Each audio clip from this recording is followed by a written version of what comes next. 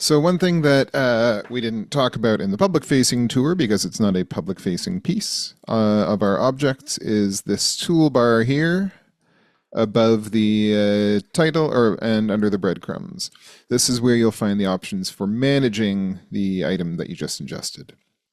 So these are all tabs. Obviously, View is the default tab, and it takes you to the object page. The Edit tab will take you right back to that metadata form so that you can make changes. The Children tab is kind of pointless on something like an image, but if your item is a collection or a compound object parent or a paged object parent or something like that, then its child objects will be linked there. Member operations is similar for things like compound objects, the things that have members. That allows you to perform a list of actions on the child objects. It's the same set of options that you get on the content overview tab, but performed within a collection or a parent object. The media tab lists all of the media files that are attached to the item, including the original file, which is what you saw Sasha upload, as well as any derivatives which were created from that item. You can make changes to each of those media files by clicking its name or by clicking the Edit tab there. So if you wanted to replace this one or change its alt text, you could do that. You can see also that these derivatives, the thumbnail, the small thumbnail image, it's only 20 kilobytes.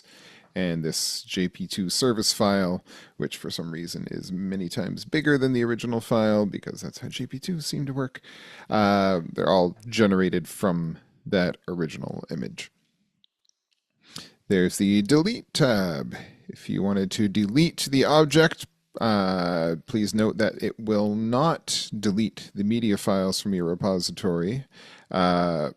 The original and derivative files will become orphaned, still visible in that media overview. And then there's the Revisions tab. So this is where you'll find a list of revisions that were made to the item node, particularly the metadata. So if you find that you've made a mistake after an edit, you can revert to an earlier version of the item from this tab as well. So if you go over to edit the item, you can see here, when you make a change, it's automatically set to create a new revision. You can even create a log message to say what the revision is and why you did it. So I would say like clarifying the species, and I'm going to say lemon and lime are cats. And I'll make that edit.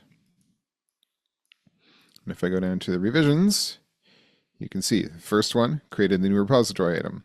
The second one, the edit, creating or clarifying the species. If we wanted to go back to the original version, you just click the revert button and we'd go back to the original that Sasha had set.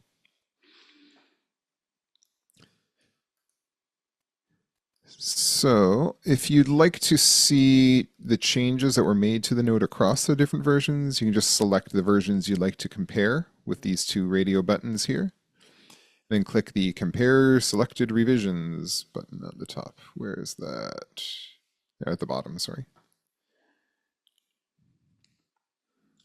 So these are the changes. Lemon and lime are cats. And there's the change highlighted.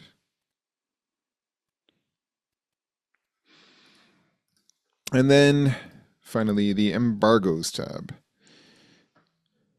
This is where you can set embargoes on individual items. There are a few different options available here. Again, embargoes are ways to restrict access to the item, just for clarification there. So if you add an embargo, you can choose the embargo type. You're going to select whether you want to deny access to just the media or files on the node, or the entire node, including the metadata.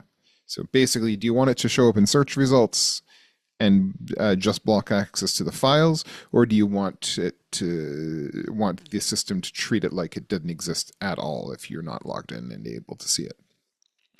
There's the expiration type. So you can have an indefinite embargo where it's just permanently blocked, or a scheduled embargo with an expiration date.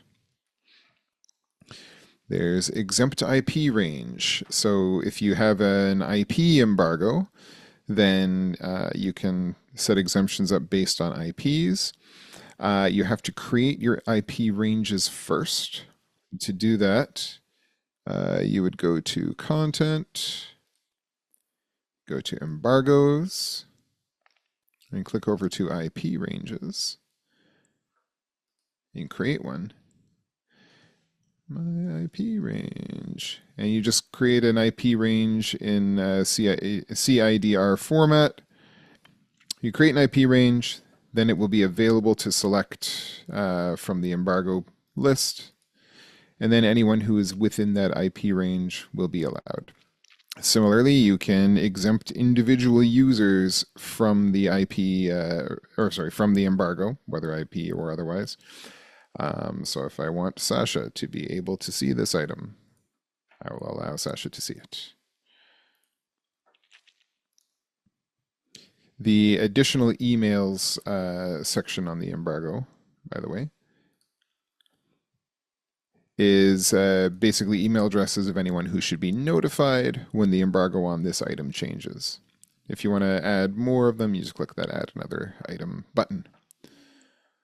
And yeah, that is how you set an embargo. So getting back to the site, there we go. There are a few other things to note on these items. You'll see below all of the metadata fields, there are different blocks for downloading the various media files. So you can decide whether or not to show or hide these blocks. You can talk to us about whether you want to make these things downloadable or not. There's the citation generated here based on your metadata and based on the selections you made in the form. Shows the technical metadata, number of views, all of that other good stuff. And a lot of this stuff is configurable. You can show blocks, you can hide the blocks, etc.